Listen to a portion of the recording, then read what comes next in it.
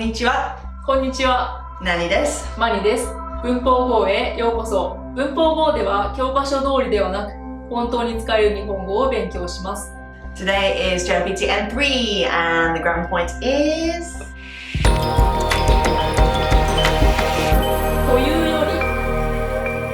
というより is used when you are saying in English, rather than that, this is what I mean. So A というより B っていう意味だよ。Or it's like A より B を強調したい。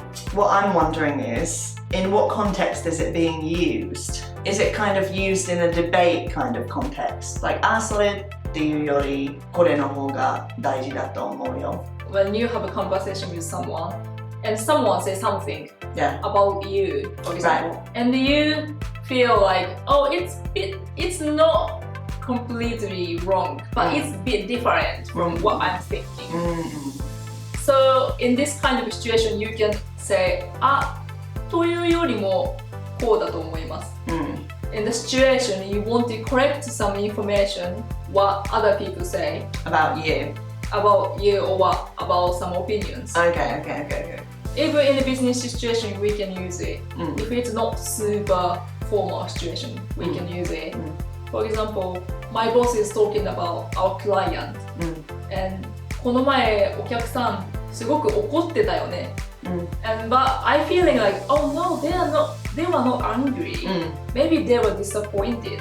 And I say maybe, というよりちょっとがっかりしてたと思います。Okay, so it's a way to like softly reinterpret the situation. It's not like you're wrong. It's not like それじゃなくて. It's like, more than that. I think maybe it's kind of like this. Yeah, it's kind of a roundabout. Right, okay.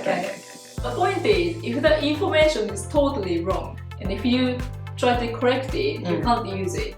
Okay. For example, like, ニューヨークってイギリスにありますよね。You can't say というよりアメリカにありますよね。You can't say it because that information is totally wrong. You have to correct it. But like, if it's about people's opinion, especially your opinion, you can just try not to hurt the person who said that opinion. And you just say, というよりB だと思います。And you can use short form as well in super casual conversation with your friends. You can say like ていうか.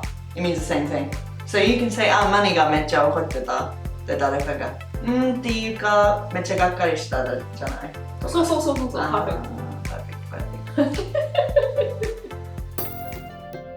私の母は親というより友達のようだ。この部屋暖かいですね。